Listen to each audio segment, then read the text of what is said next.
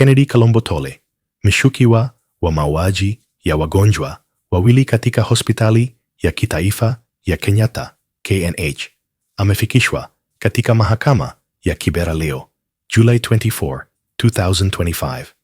Anadaiwa kuhusika na vifo vya Edward Maingi, Julai 6 na 5, na Gilbert Kinyua, Februari 3 na 5, waliopatikana wakiwa wameuawa wakiwa wamelazwa hospitalini. Maafisa wa DCI wamewasilisha ombi la kumzuilia kwa siku 11 zaidi ili kukamilisha uchunguzi unaojumuisha upimaji wa DNA, ushahidi wa forensiki na ripoti za afya. Katika chumba alicholazwa mshukiwa, polisi walipata mablanketi yenye damu, visu vilivyofungwa kwa glavu na viatu vinavyolingana na alama za eneo la tukio.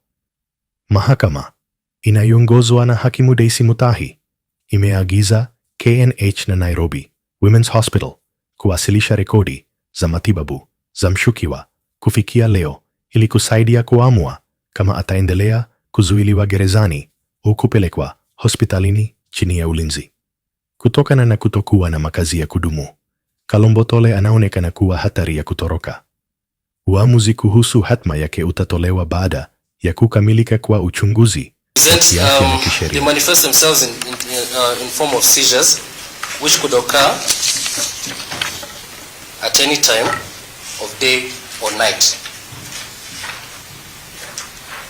The type of diabetes that he suffers is very serious and very severe. My lady, I apologize for interrupting, but he's also not a medical doctor. You know, he cannot tell us it's very severe and everything. We have a report from Kenyatta. He's telling us it is diabetic, and we accept that story. But for him to go into details, he's not the person who's best placed to go into these details. Your Honor, we are ready to cross-examine the author of this report.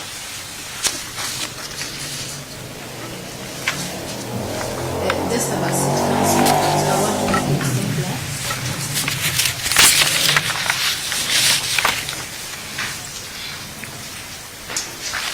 So, is there something you want to add? There is also an affidavit here that has been sworn by IP. My lady will not raise that issue because we were dealing with compliance of the medical reports. Then we were going to go to that issue now. No problem. Okay. So, I don't want us to divert from the real issues here. What I'm gathering is that there is a conflict on when the suspect was admitted, when he was discharged at Kenyatta at this point. But what is clear is that he's unwell at the moment. He's unwell at the moment, and that is why the prosecution were admitting that he's being taken for treatment and back. And I think he's even from the hospital at this point. Okay, so I don't want us to be diverted, to divert into the issues of what happened, what did not happen at the hospital, how we are going to waste a lot of time. What I want to know, and I'll ask so that you get to respond, the defense, it is clear that the suspect is unwell. Generally, from what I'm gathering is that it is something that requires close monitoring. In that case, are you still sticking to even before I go to other orders, are you still sticking to the accused person being held at the police station? Melody, on that point, I would like to refer you to the affidavit we have placed on record, dated 24th of July 2025, where Kilimani Police Station, through their IO, Jesse Wanjala, has raised issues stating that they are unable to adequately care for him in their facility. And in specifically referring to paragraphs 5, 6, and 7. 5, 6, and 7.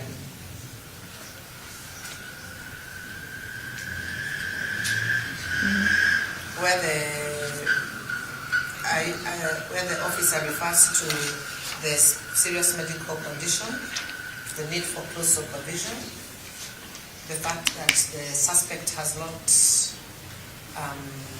eaten, and they have no mechanism to enforce feeding habits on him. And that for him to be able to take his medication, he needs to have eaten. Yes. And in addition, the drugs that he has require cold storage, which the institution lacks. So they requested for him to be taken to a compliant remand facility that will be able to cater for his medical situation.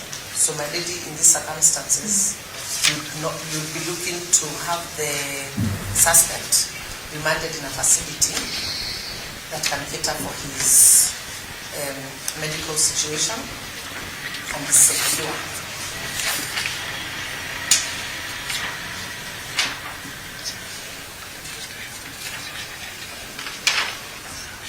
Is there a facility you're recommending?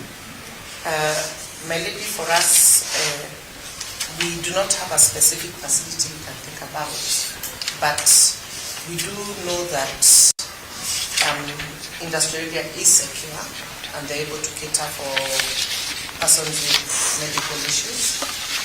The other will probably be Kenyatta, but Kenyatta at the moment is where our incident occurred. So those are the two solutions I can give you. Unfortunately, I cannot give you a specific recommendation.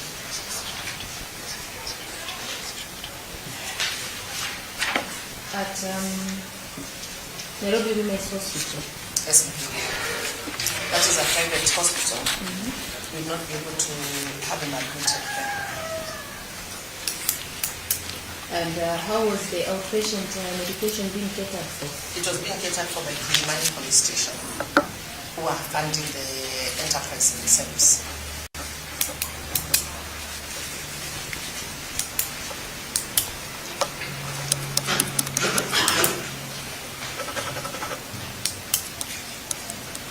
Okay, are you done? Yes, that means when I say funding, I mean they have been paying for it themselves. Yes.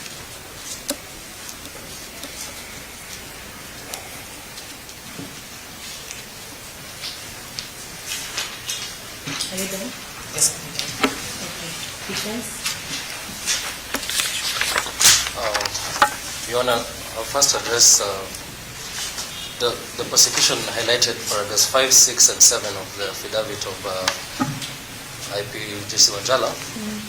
I'll just like to direct you back to paragraph 5. It says that the condition of the suspect has deteriorated as he has been on hunger strike. I'd like to state categorically that from my conversations with my client, he has not been on hunger strike. What has happened is his routine and the manner of the administration of the drugs has changed since he left Kenyatta National Hospital. There was a way in which he used to be administered his medication and more particularly the insulin shots to enable him to take food. As a result of that distortion, he used to get those insulin shots 3 times a day. Since going to Kilimani, he has been getting the shots twice a day, and as a result of that distortion, he has lost his appetite completely and has been unable to ingest food.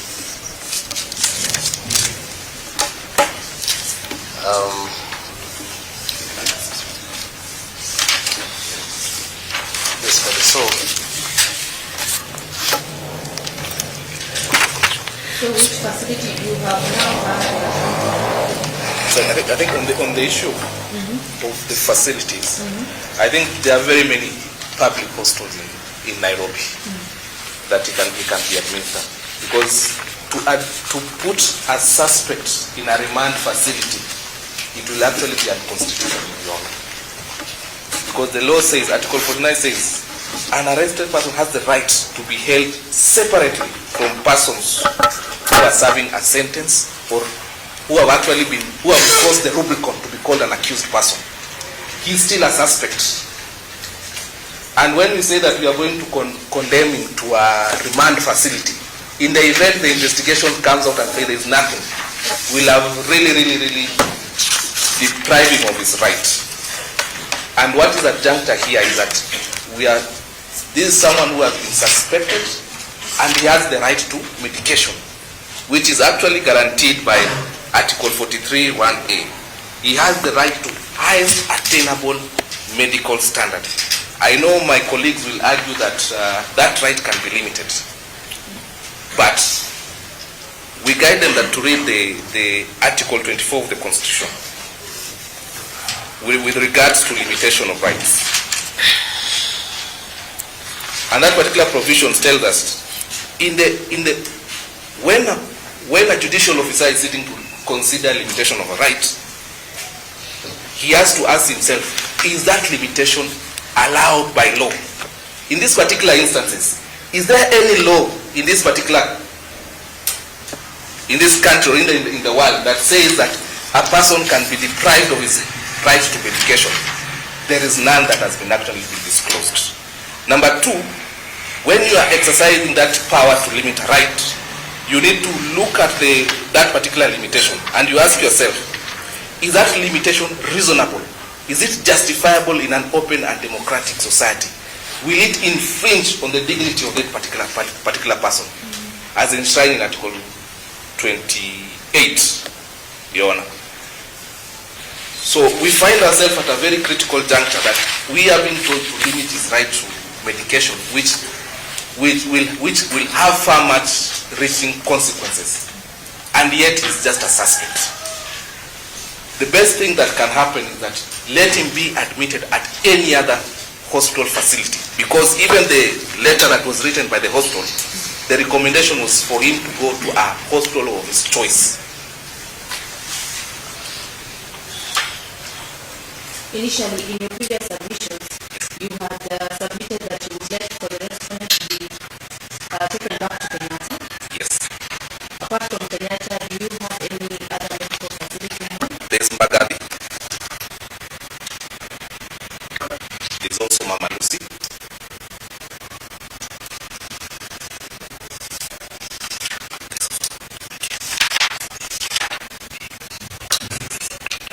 And also Kenyatta is also a big hospital. They can also find somewhere where they can actually accommodate him and secure him. And even there's a police posting at the Kenyatta hospital.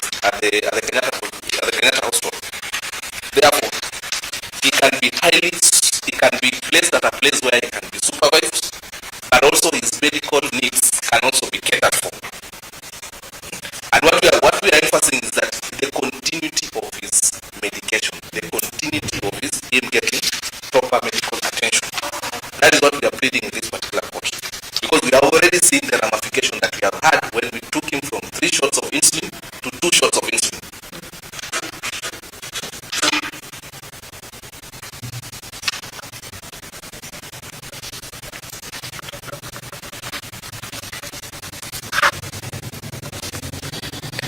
And also, as it stands still, he has the presumption of innocence that tilts in his favor. He has not been convicted. He has not been even identified for person possible for plea. There is no even charge that is being even preferred against him at this particular moment.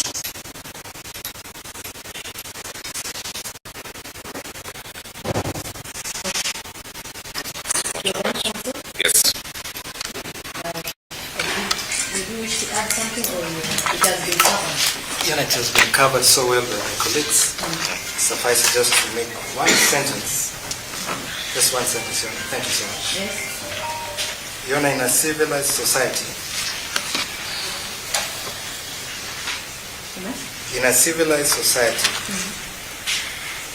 we must not punish a man with failing health based on mere suspicion before trial. Your Honor, let the law take its course, but let it do so humanely. The defense respectfully prays that Mr. Kalombotole if possible, be returned to Kenyatta National Hospital. Thank you so much. So grateful. Brief agenda from the state. My lady, we emphasize the fact that we are not stating that that he should be denied any medical facilities. We are just stating that given the facts that we have in place now, with the affidavit and all those other issues, we are requesting this court to find a place where he can be kept that can meet his medical facilities, his medical needs, and his security, with a high emphasis on security. So, counsel for the respondent mentioned some facilities. Yes, my lady. Any comment on those facilities? My lady, we do acknowledge that, Bagabi. yes, they are public hospitals, but our issue would be on the security element. We probably need guidance from the court on that issue. Okay, so aside from that, mention something about those hospitals? Oh, yes, my lady. Yes, they are public facility hospitals. Mama Lucy is, I think, a tier 4 hospital. Having in mind even the facility that you will be referring the Mandis General. For Bagabi and Mama Lucy, my lady, I do know that they would be able to cater for any medical facilities. It would just be the security element. But Kenyatta, comment on Kenyatta again. on Kenyatta, my lady, the issue with Kenyatta is it does meet the security requirements and the medical. It is just where the incident occurred.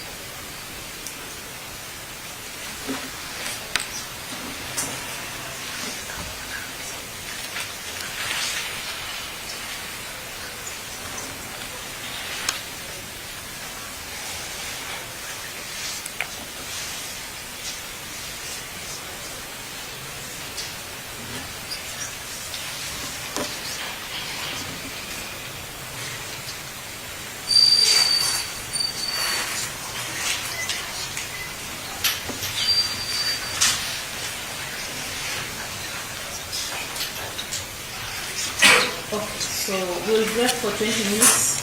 Yes, my lady. Then we come back for a minute.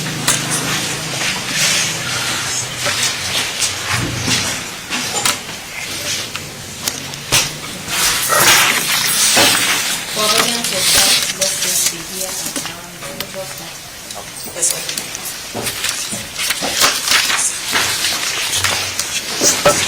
Very nice.